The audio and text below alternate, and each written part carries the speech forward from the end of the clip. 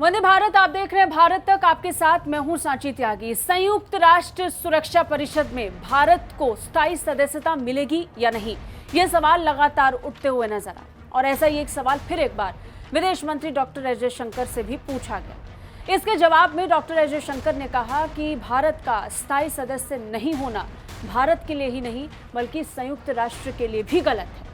इसे लेकर कई बार ये कहा गया कि अलग अलग पक्ष इसे लेकर अपना समर्थन देते आए हैं। अभी हाल ही में हमने देखा अमेरिकी राष्ट्रपति जो बाइडेन ने स्थायी सदस्यों को लेकर के बयान दिया था जिसमें उन्होंने इसका समर्थन किया।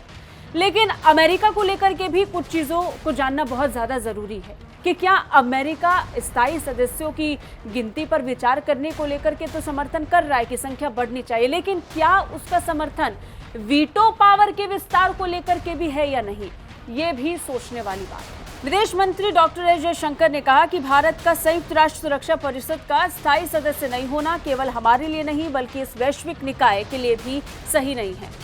इसमें सुधार बहुत पहले ही हो जाना चाहिए था। जयशंकर से पूछा गया था कि भारत को संयुक्त राष्ट्र सुरक्षा परिषद का स्थायी सदस्य बनने में कितना वक्त लगेगा। उन्होंने कहा कि वो भारत को स्थायी सदस्यता दिलाने के लिए काम कर रहे हैं। जब मैं कहता हूं कि मैं इस पर काम कर रहा हूं तो इसका मतलब है कि मैं इसे लेकर गंभीर हूं। बता दें, संयुक्त राष्ट्र सुरक्षा परिषद के 5 स्थायी सदस्य रूस, ब्रिटेन, चीन, फ्रांस और अमेरिका हैं। इन देशों को किसी भी प्रस्ताव पर वीटो करने का अधिकार प्राप्त है और पूरे विषय पर वीटो को लेकर के ही पूरा मामला गरमाया हुआ है। ये वीटो अधिकार क्या है, इसे लेकर हम कई बार आप तक जानकारी पहुंचा चुके हैं, लेकिन अमेरिका वीटो के अधिकार के विस्तार पर सहमति रखेगा या नहीं, ये चर्चा का विषय है। अमेरिका ने ये तो कह दिया कि वो स्थायी सदस्यों की गिनती को बढ़ाने को लेकर हमेशा से प्रतिबद्ध रहा है, लेकिन अमेरिका वीटो पावर के विस्तार को लेकर चुप्पी साध लेता है।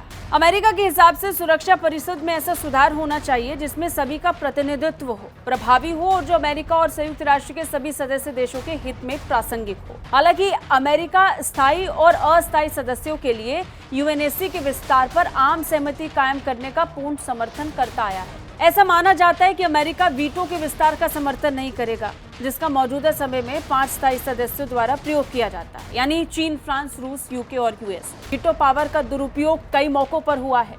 ये जो P5 के यानी परमानेंट 5 देश कहलाते हैं, इनके द्वारा वीटो पावर का इस्तेमाल अपने और अपने सहयोगियों के रणनीतिक हितों की पूर्ति के लिए किया जाता है। उदाहरण के लिए संयुक्त राज्य अमेरिका ने इजराइल फिलिस्तीन संघर्ष के मामले में अपने सहयोगी इजराइल का समर्थन करने के लिए 16 बार परिषद के प्रस्ताव पर वीटो पेश किया।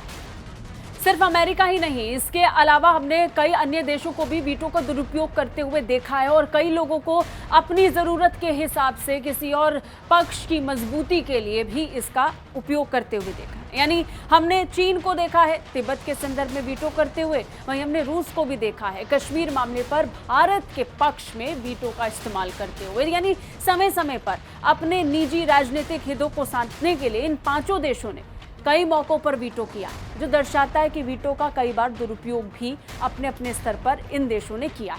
कैसी लगी रिपोर्ट कमेंट करके जरूर बताइए। बाकी रक्षा और विदेश मामलों से अपडेट रहने के लिए देखते रहिए भारत तक।